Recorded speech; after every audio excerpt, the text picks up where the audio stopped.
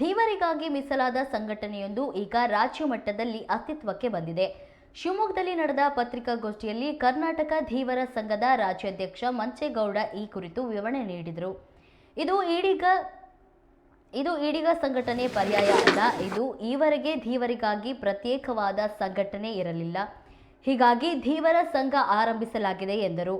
ಬೆಂಗಳೂರಿನಲ್ಲಿ ಧೀವರ ಸಂಘಕ್ಕೆ ನಿವೇಶನ ನೀಡಬೇಕು, ಹೊಸನಗರ ವಿಧಾನಸಭಾ ಕ್ಷೇತ್ರ ಪುನರಾರಂಭಿಸಬೇಕು, ಸಾಗರ ಕ್ಷೇತ್ರವಾಗಿ ಪ್ರತ್ಯೇಕ ಜಿಲ್ಲೆ ರಚಿಸಬೇಕು ಎಂಬುದು ಸೇರಿದಂತೆ ಹಲವು ಬೇಡಿಕೆಗಳನ್ನು ಸರ್ಕಾರದ ಮುಂದೆ ಇಡುವುದಾಗಿ ಹೇಳಿದರು.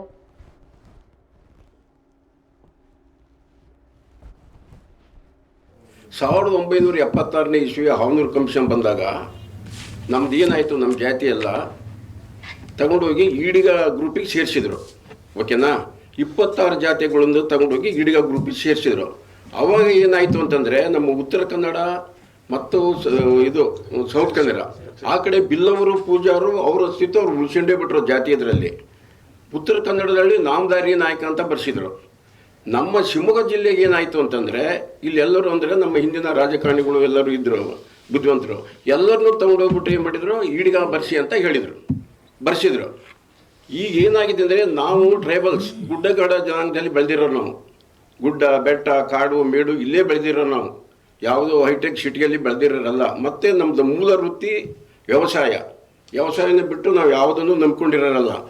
ಈಗಲೂ ಸಹಿತ ಎಲ್ಲರೂ ನಮ್ಮಲ್ಲಿ ವ್ಯವಸಾಯ ಮಾಡಿಕೊಂಡೇ ಇರೋರು.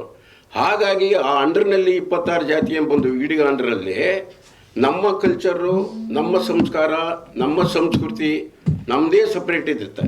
ನಾವು ಅದನ್ನು ಮುಂದಿನ ಜನಾಂಗಕ್ಕೆ ಉಳಿಸ್ಬೇಕು. ನಮ್ಮ ಸಂಸ್ಕಾರ, ನಮ್ಮ ಸಂಸ್ಕೃತಿಯನ್ನು ಮುಂದಿನ ಜನಾಂಗಕ್ಕೆ ಉಳಿಸಿಲ್ಲ ಅಂದರೆ ನಾವು ಇದ್ದು ಏನು ಪ್ರಯೋಜನ? ಅದು ಶಾಶ್ವತವಾಗಿ ಇರಬೇಕು. ಅದು ಅಳಿಸೋಗ್ಬಿಡ್ತದೆ.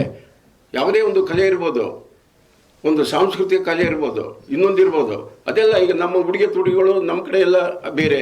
ಆಮೇಲೆ ಜೊತೆಗೆ ಅಲ್ಲೆಲ್ಲ ಯಜಮಾನರುಗಳೆಲ್ಲ ಪೇಟ ಕಟ್ಟೋದು, ಕಚ್ಚೆ ಪಂಜೆ, ಬಿಳಿ ಶರ್ಟು ಹಾಕೋರು ಮತ್ತು ನಮ್ಮ ಅಡುಗೆಗಳು ತಿನಿಸುಗಳೇ ಬೇರೆ. ಹೀಗೆಲ್ಲ ಇದೆ ಕಲ್ಚರಲ್ಲಿ. ಒಂದೊಂದು ತಾಲೂಕಿಗೂ ಡಿಫ್ರೆನ್ಸ್ ಇರುತ್ತೆ. ಆ ಥರದಲ್ಲಿ ನಮ್ಮ ಶಿವಮೊಗ್ಗ ಜಿಲ್ಲೆ ಯಥೇಚ್ಛವಾಗಿ ಧೀವರ ಜನಾಂಗವನ್ನು ಹೊಂದಿರತಕ್ಕಂಥ ಜಾತಿ ಜಿಲ್ಲೆ. ಹೆಚ್ಚು 10 ಲಕ್ಷದ ಮೇಲಿದೆ.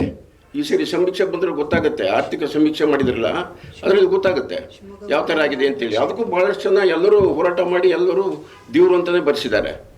ಅದು ಹಿಂದಾಗಿದ್ದ ತಪ್ಪನ್ನು ನಾವು ಈಗ ಸರಿಪಡಿಸ್ಕೊಳ್ದಿದ್ರೆ ನಾವು ಮುಂದಿನ ಜನಾಂಗಕ್ಕೆ ಏನು ಉತ್ತರ ಕೊಡೋದು? ಯಾವ ಥರ ಆಗಿದೆ ಅಂತೇಳಿ. ಅದಕ್ಕೂ ಭಾಳಷ್ಟು ಜನ ಎಲ್ಲರೂ ಹೋರಾಟ ಮಾಡಿ ಎಲ್ಲರೂ ದೇವರು ಅಂತಲೇ ಬರೆಸಿದ್ದಾರೆ. ಅದು ಹಿಂದಾಗಿದ್ದ ತಪ್ಪನ್ನು ನಾವು ಈಗ ಸರಿಪಡಿಸ್ಕೊಳ್ದಿದ್ರೆ ನಾವು ಮುಂದಿನ ಜನಾಂಗಕ್ಕೆ